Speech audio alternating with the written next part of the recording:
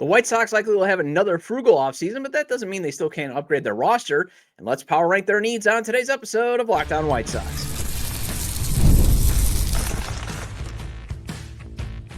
You are Locked On White Sox, your daily Chicago White Sox podcast. Part of the Locked On Podcast Network, your team every day. Hello, I'm your host, Todd Welter, a lifelong Sox fan. I've been podcasting here for over a year and a half and covering the team well before then. And also I've covered Major League Baseball for outlets such as the Associated Press. And thanks for making Locked On White Sox your first listen every day, part of the Locked On Podcast Network, your team every day. Well, the hope is the White Sox climb up the AL Central standings next year. And while they likely won't spend much in the offseason, they should technically have money to spend. So let's power rank their needs in the first segment. Then I'm going to give you a different spin on the name the 62 players who suited up for the White Sox season challenge. And finally, MLB Pipeline recently updated their top 100 rankings, so I'll go over how many White Sox prospects made the updated list. Today's episode is brought to you by FanDuel. Right now, new customers can bet just $5. And if your bet wins, you'll get $300 in bonus bets to use across the app. Download the app today. All right, so I wrote about this on SouthsideSox.com, and remember, I'm over there now. I've joined the SB Nation, at least when it comes to White Sox content. But here's how I would rank the White Sox offseason needs. Here's how I power rank it. Starting pitching, better high leverage relievers, get an upgrade at first base because the two players I would zero in on play first base rather than, say, upgrade at third base. Either way, if you can get somebody that is better than Miguel Vargas, go for it. And then an upgrade at DH because, again, if you can get someone that's better than Lenyn Sosa, go for it. And then I would say utility outfielders. So basically, I've got 5 needs. Because the rest of your core players, I mean, you are set at catcher. And throughout the offseason, I'll go over, are the White Sox set at these positions? But you're pretty much set at catcher. You are set at shortstop. You're possibly set at second base. You know, if you can, I would not be totally like, oh my gosh, if you got a better player than Chase Maidroth and Lenyn Sosa, go for it. But I doubt they're going to do that. And plus, they have a glut of infield, prospects that, if Sosa this turns out to be his career year and Chase Maidroth cannot prove that he's nothing more than a utility infielder long term, you've got options. At least short term, you're okay at center field because you are going to bring back Luis Robert Jr., but you're probably only going to get 100 games. That's one of the reasons why you need a utility outfielder. Right field, Mike Tauchman can obviously be the bridge until Braden Montgomery is ready. And then you still have Miguel Vargas that you could either put again at first or third base, who can be at least a raised floor player like he proved this year, and then the starting pitching as well. Now, I already know you're probably getting ready to put in your keyboard, into the comments, and I see it all the time. And that's the other thing. My PSA, guys, I know we're going to have to wait for it, but Jerry will be gone as soon as 3 years. Okay, so we got to stop with the, well, Jerry's still the owner. Yes, but only for 3 more years. And before you get into the keyboard saying, oh, Jerry's not going to spend. I get it. We've seen it too much. And I know there's people been out there that's like, well, he authorized a $200 million payroll once. But again, it wasn't enough to win. It's always been limited spending. They should actually, though, still theoretically have money to spend this offseason. Because even if they go to the same active payroll of $80 million like it was this season, and the total payroll at opening day was $90 million, like the total for what counts towards, the collective bargaining ceiling, basically going over the luxury tax, the payroll, that type of stuff. The White Sox, trust me, will have some money to spend because they don't have a ton of financial obligations right now. So unless Jerry wants to keep giving us the middle finger, I don't see him cutting payroll again. Not with a promising core. I don't see him absolutely kneecapping his handpicked GM. He's done it before. I mean, don't get me wrong. It's just, it's going to be hard for me to see him go and say, Chris Getz, you've put together, there's this promising young core that Rick Hahn left you. Some of those guys, some of the other guys you went and trade for, you put this together, you mixed it up, and you know what? Now you got to cut even more payroll. I don't see it happening. So even if it's just the same spending, Chris Getz should theoretically have $25 million to spend in the offseason. And hopefully Jerry can see that, you know what, even though it'll probably be another year where they're not contending, sorry, starry-eyed dreamers, but I just don't see the White Sox going from 60 wins to 85 wins and competing for a playoff spot. But 70 to 75 wins, I think should be a fair expectation, and they are going to need some upgrades.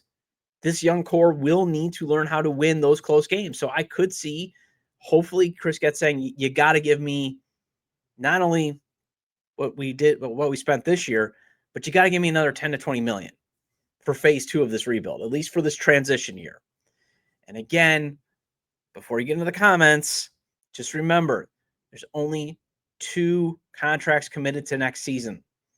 37.1 million. You got 17.1 to Andrew Benintendi, and I'm already putting Luis Robert Jr.'s $20 million option, even though, again, before you jump into the comments, the GM's not listening. He is going to exercise that option. He is going to keep chasing that white whale trade package. It's going to happen. Plus, even if it's 100, 110 games, even though I fully agree that it's going to be an overspend, you at least can get a guy that can play a very good defensive center field, run the bases, and crush left-handed pitching and give you just a tiny bit of bop, with the potential that there is still some upside, maybe. Although, again, that upside I think is getting closer to going out the door. It could technically be 47.1 million in commitments before free agency starts if they did exercise the $10 million option for Martin Perez, but I doubt they're going to do that. I just think it's too expensive for a guy that pretty much missed the entire season, was very valuable and tangible-wise, but really wasn't on the mound that much. So I see them paying the $1.5 million buyout, which I believe actually counts towards the 2025 payroll. It wouldn't count towards 2026. I believe that's how those payrolls count. Then you got Mike Tauchman and Steven Wilson. They're the only ARB players, if I'm reading Spot Track right. So let's say Tauchman gets $3 million, as he went from $1.9 million with the Cubs in 2024. He signed a $2.25 million deal after not getting tendered by the Cubs to join the White Sox. That's kind of how I came to that math. And Wilson, let's say, gets around $1.5 million. But honestly, you could non-tender him and save money. But either way, let's say $4.5 million of those two guys. Now I'm at $41.6 million. And the rest of the White Sox payroll is still cheap rookie deals. So you got to set aside $780K per, 16 of those guys at least for your 26-man opening day roster, because you should be getting some updates. So maybe you got to set aside, again, 10 to 13 million for them. So if it's 2025 million or 2025 payroll all over again, you still got 25 million to spend. And if Jerry authorizes, let's say, the payroll up to 100 million, that's 45 million to spend. And you got to add 2 starting pitchers just to eat the innings, because you can only pencil in Shane Smith and Davis Martin into the rotation right now. I mean, I think Sean Burke deserves to be in the competition for a starting rotation spot. That's why, you probably at least need 2, but if you can get an upgrade over him, go for it. And I'm out on Jonathan Cannon. I'm sorry, I just can't do it. Nothing special anymore. And I'm not sure the front office wants to try Grant Taylor as a starter right now. And Tanner McDougal and Shane Murphy seem like the only minor league arms that you should be given a shot to compete for a rotation spot. Hagen Smith, Noah Schultz are just not ready yet. And you don't know what Drew Thorpe, Kai Bush, and Mason Adams, if they'll be recovered from their Tommy John surgeries in time to pitch for spring training. So you got to focus in on that. So I would say, spend 7 to 10 million at least on one starter. Don't spend $3.5 million on Martin Perez. Maybe go after also the KBO's Cody Ponce, like Sean Anderson has suggested of the CHGO White Sox podcast. Maybe chase one of those Japanese pitchers that are about to be posted. I'm just saying, use the money more. And again, try to get some high leverage upgrades. I want Grant Taylor, Jordan Leisure, Mike Vassell, and Winkelman Gonzalez in the bullpen next year. I could say maybe Brandon Eisert too for that low leverage to mid leverage lefty, but that means you still got to add 3 more arms. So get one of those guys on a bounce back deal like Devin Williams. I would love for, first base, if you can get Rice Hoskins or even Josh Naylor to just stop him from killing the White Sox. But I think that's a bridge too far. But Munetake Murakami, get in that sweepstakes. Just try to find ways to upgrade the roster, because 62 players suited up for the White Sox. Can you name them? Well, how about let's discuss some of the more random players to play this season and some we would like to forget. And let's discuss that after the break.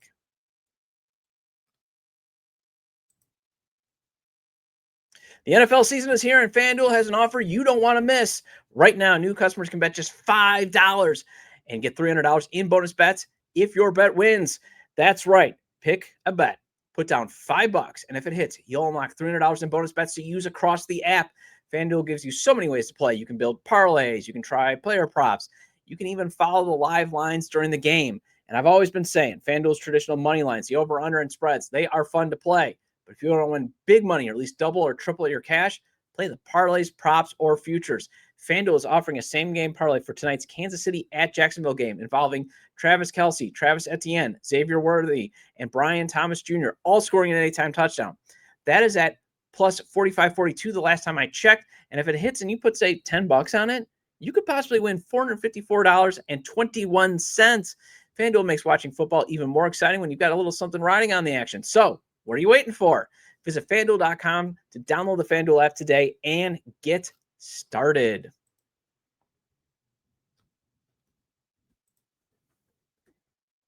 Welcome back to Locked On White Sox. I'm your host, Todd Welter. Again, make sure to hit the like button on today's episode. Subscribe to the YouTube channel at Locked On White Sox.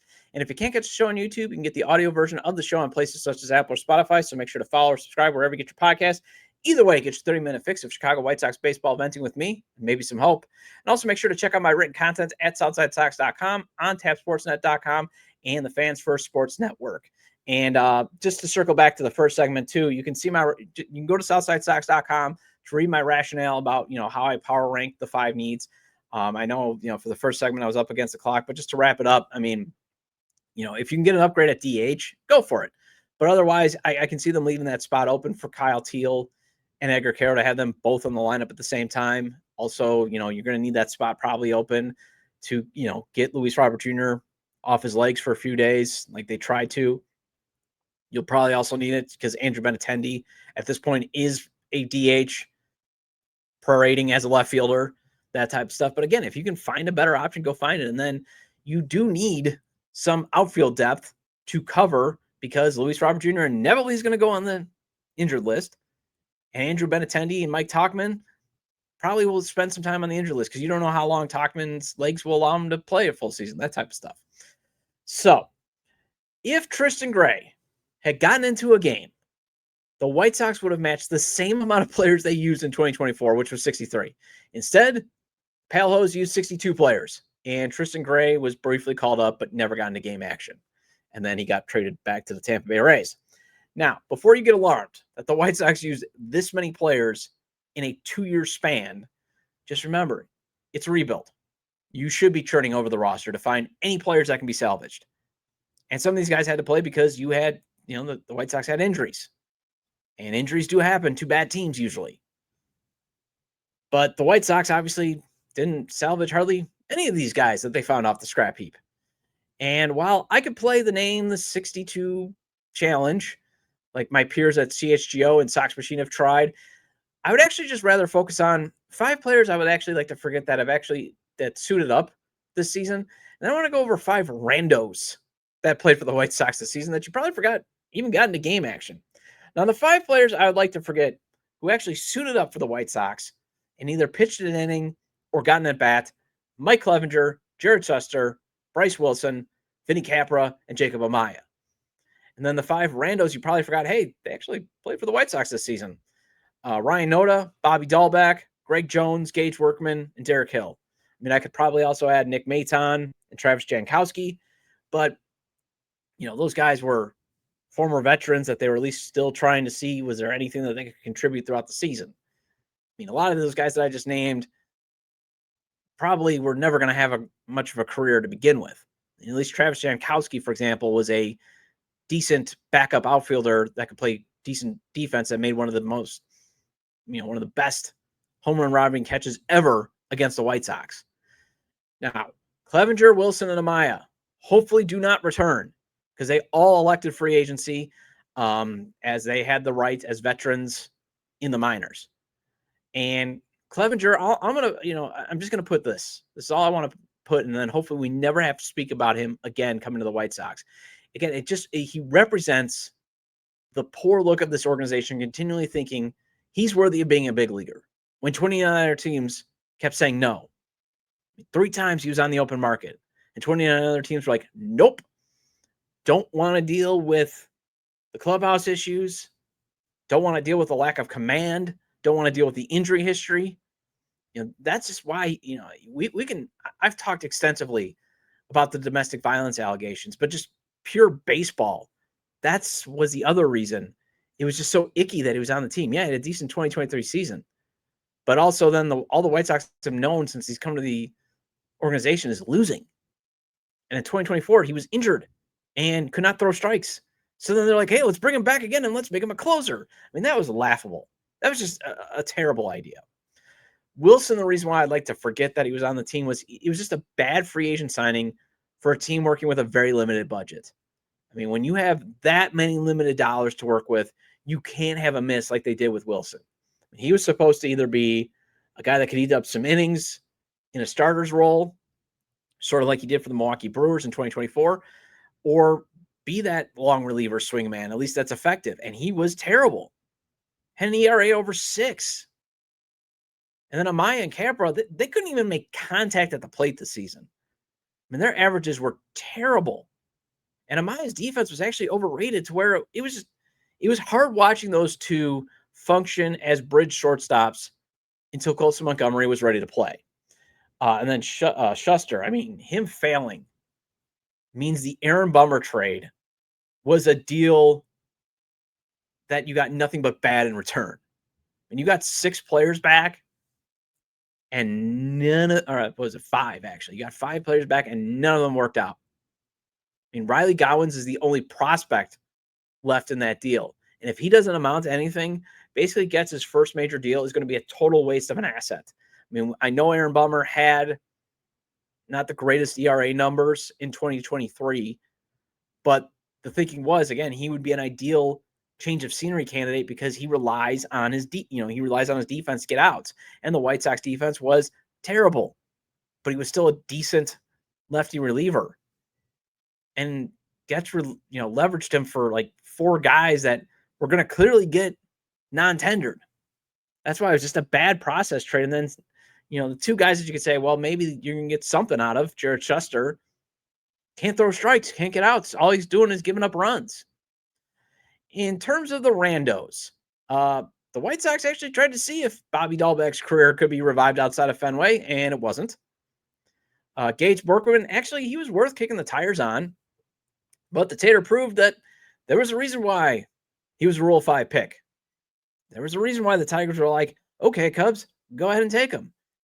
And then the Cubs were like, ooh, he can't play defense at the major league level.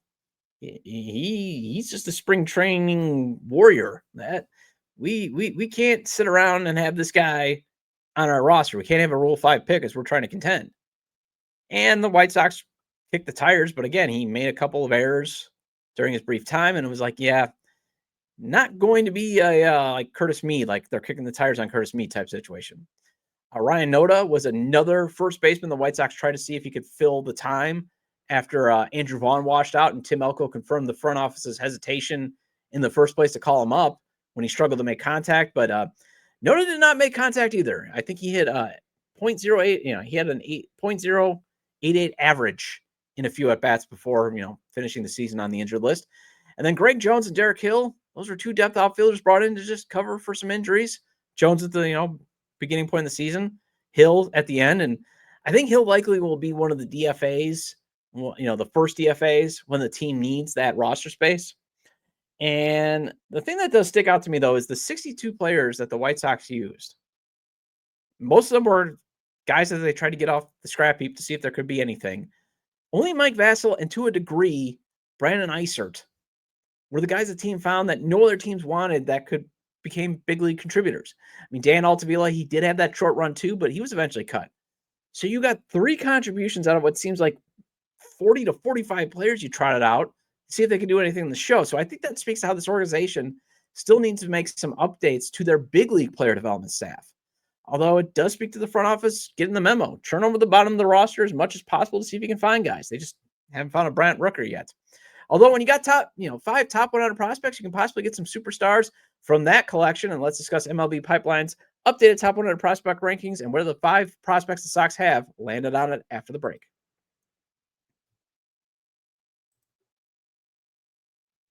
Most people can't name all their financial accounts or even what they're worth, whether it's 401ks, properties, or investments. When you don't have the full picture, you can end up leaving money on the table. And that's why there's Monarch Money. It's an all-in-one personal finance tool that brings your entire financial life together in one clean, easy-to-use interface on your laptop or your phone. Monarch is built for people with busy lives. If you put off organizing your finances, Monarch is for you. Monarch does the heavy lifting for you. You can link all your accounts in minutes, see clear data visuals, get smart categorization of your spending, and finally feel in control of your money without ever touching a spreadsheet. And I love Monarch Money because it helps me track my investments in my 401k and Roth IRA. As you know, I would like to retire someday. And my wife loves Monarch Money because it makes doing the budget so easy and less stressful. Don't let financial opportunities slip through the cracks. Use code LOCKEDONMLB at monarchmoney.com in your browser for half off your first year. That's 50% off your first year at monarchmoney.com with code LOCKEDONMLB. Welcome back to Locked On White Sox. I'm your host, Todd Welter. Again, shout out to all the everydayers. I appreciate your loyalty. Please hit the like button on today's episode. Recommend to your fellow Sox fans or baseball fans, friends, to subscribe to the YouTube channel at Locked On White Sox, or if they get their podcast, as the show's available on all major podcast platforms. Hope you had a good weekend. Mine was pretty fun, actually. Went down to Chicago. It's down in downtown yesterday. My daughter got invited to a birthday party at the American Girl store where they have the little restaurants. Just her and a couple of her friends. So we drove down. My wife, well, it was a couple of her girlfriends. It was her girlfriend's kid. So they went, had a blast. I got to walk around the city, got an Al's beef. There's the short up there. So it was great. Just walking around, hanging out downtown. It's, I love going to Chicago. I don't care what anybody says. It's one of the best cities in the world, in my opinion. So the Sox went from having 6 prospects in MLB Pipeline's top 100 to 5. However, it was just because Colson Montgomery graduated from prospect status, so I wouldn't worry too much. Although seeing Connor Griffin and J.J. Weatherholt in the top 5, that still stings. I mean, Griffin is still considered MLB Pipeline's top 100, top prospect, and J.J. Weatherholt is now number 5. Those are 2 big potential impact bats the White Sox passed on in the 2024 draft. But hey, Hagen Smith is still considered a top 100 prospect, the player that they took with the number 5 pick in the 2024 draft. And so is last year's second round pick, Caleb Bonemer. So again, that sort of mitigates it. I've always said the process was at least good, that they went back and still got a very promising prep shortstop prospect. He still has to work on not being as stiff, but I mean, as we saw this year, he showed his potential to be a potential stud in the major leagues. So Smith checks in at number 88, Bonemer at 73. Then this year's first round pick, Billy Carlson, is number 71. Noah Schultz is at 40, and Brady Montgomery is at 35. Now, Montgomery and Smith will play in the Arizona Fall League as that starts. I believe it starts today or tomorrow. I know there's 15 games, and then there's an all-star game, and then there's a postseason. James Fegan of Sox Machine, he is reporting, though, that Montgomery won't play until later this month as he's still recovering from that foot injury he suffered toward the end of the season. But at least it gives Smith a chance to get some more innings, as, he had that shoulder, that elbow fatigue in his arm that required him to go get the Arizona reset, to go down to the spring training facility, work on some things mechanically, heal up the elbow. And again, he was inconsistent at AA Birmingham, although I had a nice final 2 weeks. I'm looking for more just him getting the work. Look at what his whip is in terms of, can he at least keep it as low as possible? Because again, the Arizona Fall League is usually a hitter's showcase. Because again, of the dry air, it's hard to pitch in Arizona in October like that. So it usually favors the hitters. But so what you want to look for is, can he at least cut down on the walks? That's the biggest thing I'm looking for him. So in terms of who made a top 10 by position, Schultz is still considered the 6th best left-handed pitching prospect in all of baseball per MLB Pipeline. Montgomery is the 8th best outfield prospect. And I just wonder, this is the thing, because again, at Pipeline, Baseball America, Baseball Prospectus, Joel Reuter, and ESPN's Kylie McDaniel, they all have a little bit of different top 100 rankings. And they can all vary and all that type of stuff. And I know Keith Law does one too. But Pipeline's the one that usually does it every month, and it's free and available to whoever. And they do have some guys that I think do solid work to put together a decent list. I just wonder if the White Sox can keep this run of having 5 or more prospects in the top 100 after Braden Montgomery, Noah Schultz, and Hagen Smith hopefully graduate from prospect status and become the stud players we're all hoping they can be in the show. And the reason is just, top 100 just means a lot of these outside publications think that these guys can be impact players. That, it doesn't say that they're going to be the actual ranking that you project. I mean, Andrew Benintendi was once considered the number 1 prospect in baseball. Yoan Moncada was once considered the number 1 prospect in baseball. It just gives you the opportunity, the idea that they're going to get to the show, that they could be impact players, that they could be star players. And usually when you have a highly regarded prospect, those are usually guys that other teams would want in a trade that hopefully will help you put over the top. And it also means if you're getting that recognition, you're drafting well and you're signing international free agents well. That's usually what it means. That you have a farm system that is loaded up with players of cheap young talent that has the potential to help you down the road, whether it's actually on the field or whether it's on in a trade.